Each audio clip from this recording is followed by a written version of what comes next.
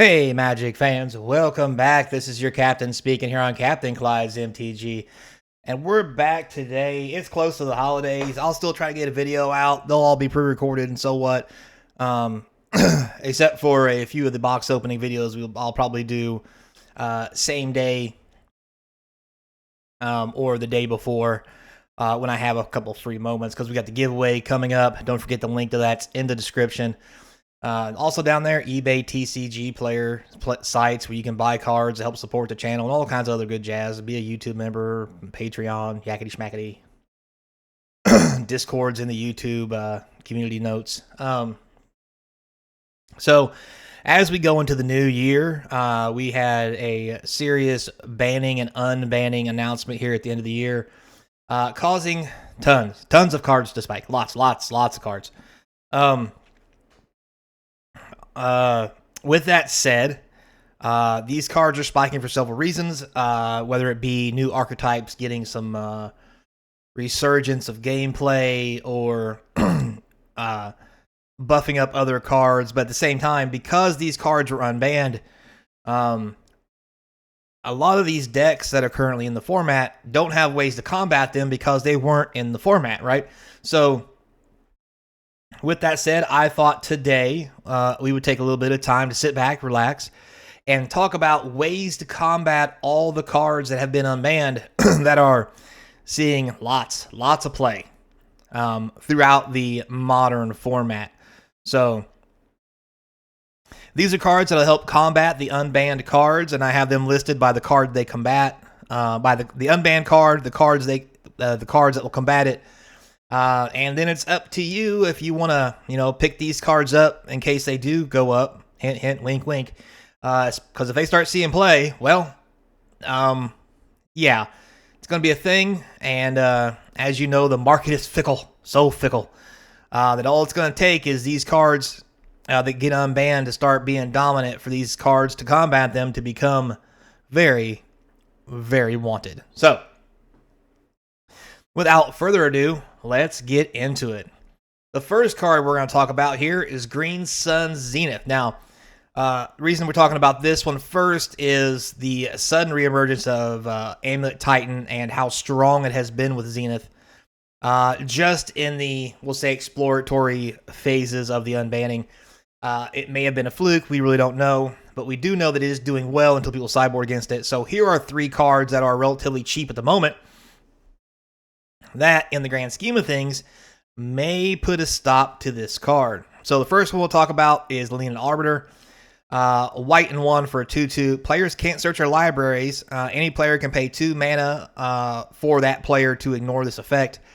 So this is a great turn 2 card. It stops people from searching up their Titans. From not just Green Sun Zenith, but also their packs and many other things. Really can shut the Titan deck down on many shapes, because you also can't search lands up. Because you can't search a library, period. End of story. The Titan comes into play, can't search your library. So, Leaning Arbiter may go up in popularity because of this. Also, here we have Pyroclasm. Well, you know as well as I do, when you start laying out 1/1 lands and creatures that 1/1 creatures that help you mana ramp, a good swift Pyroclasm on turn 2 maybe just what the doctor ordered to slow their roll. Also, even Mind Sensor may see a good amount of resurgence in play. White and 2 for a 2/1 with flash. If an opponent would search their library, that player searches the top 4 cards instead. Normally seen played along with Leaning Arbiters in a deck called Hate Bears, but these are both creatures and things that can help you with that. And the reason why I say that is Leaning Arbiter is cheaper, yes, but it has to be on the battlefield. And it would not be outside the scope of revelation for the Titan player to realize they need to run bolts to just bolt your Leaning Arbiter off the battlefield before they start searching for shit. So it might be better off that in response, once they've tapped out for mana, you tap out and make a Mind Sensor. So there's that. Next up, we have good old Splinter Twin. So there's tons of ways to combat this. These are probably the most popular that currently see play, except for the one in the middle. But Force of Negation, I think, will become more popular. It's already an expensive card. mainly because you basically force a will it when they cast it on their turn. So you can just stop them from just playing it all together. Now, with that said, the best thing about this is if it's their turn, they can't force a negation. You're forcing a negation because it's their turn. And if you caught that, good for you. So there's that. There's also Solitude we have on the right. Simply flash it into play and just kill the creature they're targeting. Thank you and drive through. That's also an option since it's again a force of will ability where you can just exile a card from your hand. You can be tapped out and still protect yourself, just like with force and negation. And then also there is Rakdos Charm. You could just, if you're playing black-red, you can just let them go ham.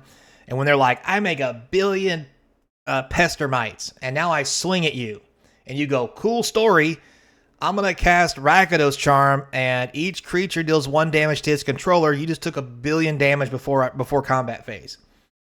And you just win the game. So, lots of good actions going on.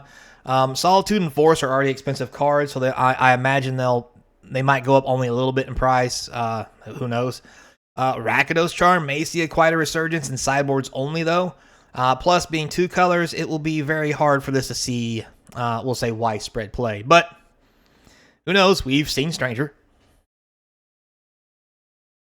Next, we'll talk about good old Mox Opal. So there's already lots of good stuff out there. And Mox Opal may just take a lot of hate from that. But probably one of the things to bring to light is the reprint of Meltdown in Modern Horizons 3, where for 1 red, you can just destroy the Mox Opal. And anything else on the battlefield that has 0. So, let's not forget that includes artifact lands, because they are artifacts, and their cost is 0. Just saying. Most artifact lands are indestructible. I get that, and we can beat me up in the comment section. But you get the point. Also, it wouldn't be too outstanding to just cast this for 1 and literally wipe the whole board of your opponent, or 2 or 3 or whatever you're feeling froggy with. So there's that. Force of Vigor is probably going to see a better resurgence. It's always been good. It's always seen play. But it may see a little more play now in green decks, as it may be its best option to combat Affinity if Affinity does get back into the good graces of Modern again. And if you guys didn't play back in the day when Affinity was a thing, it was something. It was basically a combo deck with creatures that tried to kill you. So, yeah. And then, of course, we have the newest card, Brotherhood's End. This was seeing lots of play before this happened. Now I think it's going to see even more. Because for 3 mana, for it to be a board wipe and an artifact wipe, this is insanely good. Also, it's only 3 mana to get 3 or less. Meltdown would take 4 mana to do that. Brotherhood's End may be a better choice for a massive board wipe. However, Meltdown is a little better as it can get the larger artifact creatures or items. But, I mean, Brotherhood's End's really good. I mean, it's 1 shy of being a Shatterstorm, and sometimes 1 turn sooner is all you need. So, yeah. And then we are going to wrap it up with good old Faithless Looting. So, tons of graveyard hate out there. Hasn't been real predominant here lately in Modern as it used to be back in the past due to a little more, we'll say, mix in the area. But the best way to combat the Faithless Looting thing is a resurgence of Surgical Extraction may be seen. Probably one of the best graveyard hate cards because A, you cast it for free, B, it's an instant, and C, you get any of those things out of the graveyard, their hand, and their library. 1 Surgical Extraction can literally destroy a Arclight Phoenix deck. Because once they put the Phoenix in the graveyard, the next spell they cast, you respond by surgically extracting, target the Phoenix, and now they're just SOL. Which is why they run other creatures to try to make up the difference, but it's almost a game winner if you can surgically extract their Phoenix. So, yeah. Also, Faithless Looting just does a lot of things in general for graveyard decks. Not mill.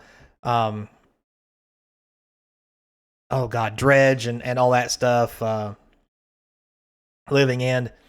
And because of that, Endurance is also a good one. Again, another one, exile a green card. Put all the cards in the graveyard in the bottom of the opponent's library. You literally can just swoop the entire deck out from under them and have no effect happen. It will probably see definitely a resurgence in play. It hasn't seen as much popularity as it did when it first came out due to some of those bannings, so I think it will definitely come back. And obviously, the reprinting of the 5 billionth time Leyline of the Void will probably just always be good as usual. Also, Faith of Looting. You know, if Leyline's out, they can loot, but the looting card will go to exile along with whatever they discard. So it does shut down the ability to flashback, along with any other weird combos they got going on from that kind of graveyard synergy. So there you have it, guys. There's a quick, down, and dirty way for you to stop these annoying unbanned cards, which I honestly think are going to make the format a lot more fun, in my opinion. But sometimes fun comes with frustration. Let me just tell you that. Anyhow, thanks a lot for watching, guys, and have a good holidays. Until next time, be kind. And as always, I hope to see you across from the game table.